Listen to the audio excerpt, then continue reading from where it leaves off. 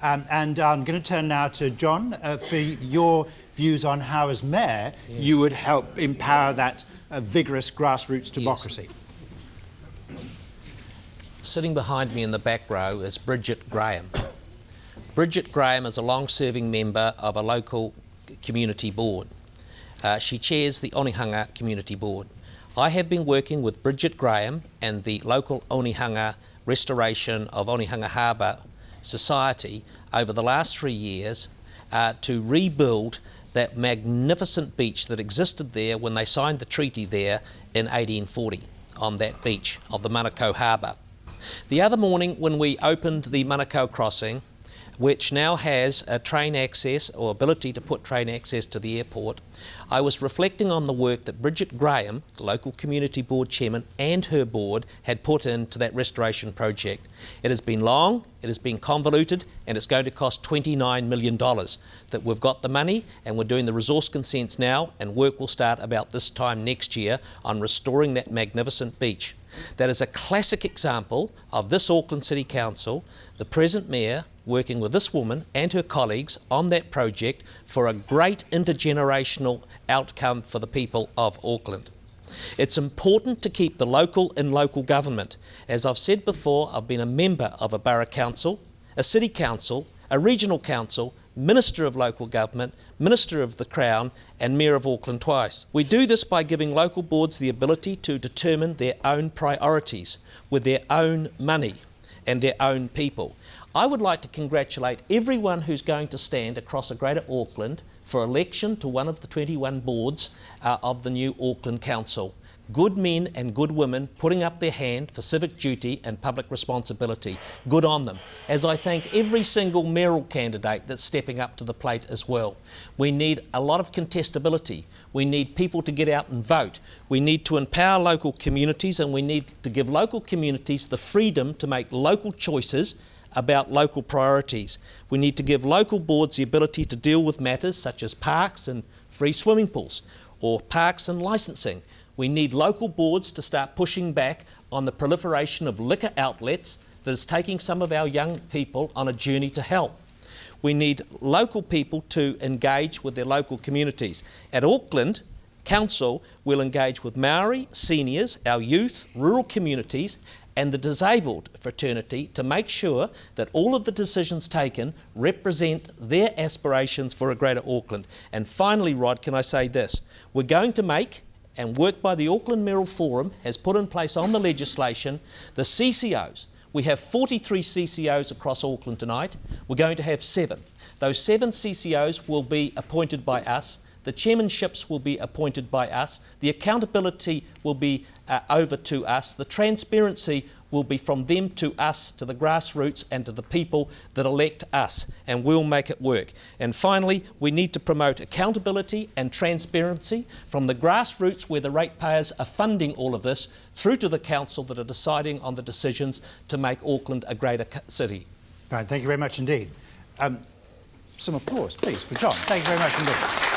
Now, a question. I've got 2 eager people right behind you. I'm going to go for the City Vision sticker. The grassroots. Thank you. Yeah, the grassroots side. There we go. Thank you very much indeed.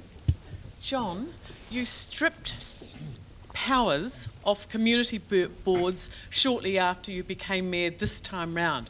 The planning issues, trees, signs, to name just a few. How can anyone trust you to give more powers when you've stripped within the last couple of years powers from present community boards?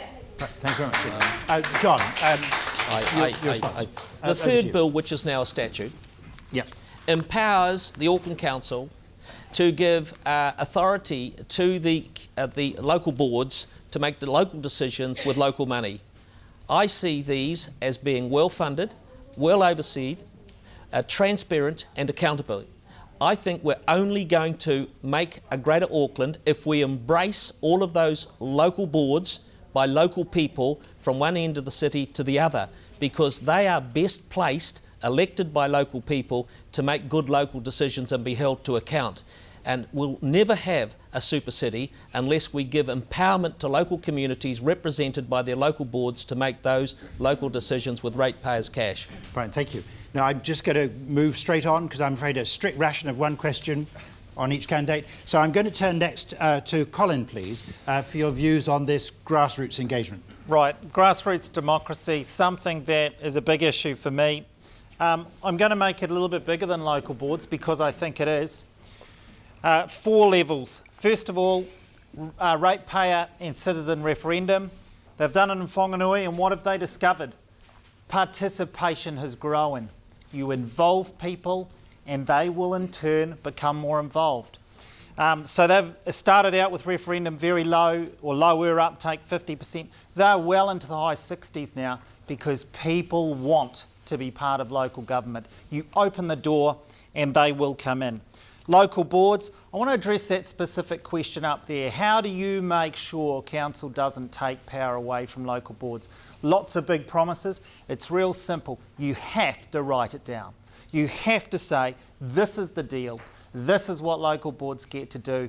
That is a public document. You can sign it off because otherwise I will tell you, human nature being what it will, the council will see a local board make a decision and they'll go, oh gee, shall we take the power back? So it has to be written down. And that's where you start. You say, here's the prescription, this is the powers, and we hand them over because we believe you can do it yourself. And we back those local boards. Thirdly, there are going to be 21 elected councillors. These people are representatives. You should be able to go to them and say, you're going to the council meeting, here's what I think. Those councillors have an obligation to be representatives, to engage the community for the people they represent. So it's not simply confined to local boards. And last but not least, it's about the mayor. The mayor's office, in my view, keep it fair. You've got to have an audit facility to investigate the issues that people raise. Independently go in and say, has this CCO been operating correctly? Because I tell you what, if you start checking up on people, they deliver a better service, and it's very simple. So though I see it as a cross-section, local boards are big. They are not the only way in which democracy can be furthered in this new city of ours. Fine, thank you very much indeed. A round of applause, please, for Colin. A response to Colin. He's talking about writing it down, almost a constitution, a pact, Yeah. a contract. I believe so. Between the Auckland Council and local boards. Anybody like to comment on this? Jason, how's it going out there? Oh, I'll come back to you and Jason in a moment. Andrea, it looks as though you can't resist. Well, it was that question that never got answered last week, which was that the CCOs at least would be have budgets that were overseen by the elected 21 councillors, but there was just one part of the city infrastructure that wouldn't be, and that was water care. So the concern was raised. How are we going to make sure that there's some accountability in the running of our water? Water is well known in the 21st century as to be probably the biggest issue we're facing in the world. How would you, as mayor, deal with water in the city? Well, in terms of my policy, keeping it fair, it is about open disclosure. I believe that it is beholden on the councillors and on the mayor that you elect to hold Metro Water to account. I don't believe in cross-subsidisation. I think people should pay just the cost of their water. Making profit off that and feeding it back into other areas I think is unacceptable.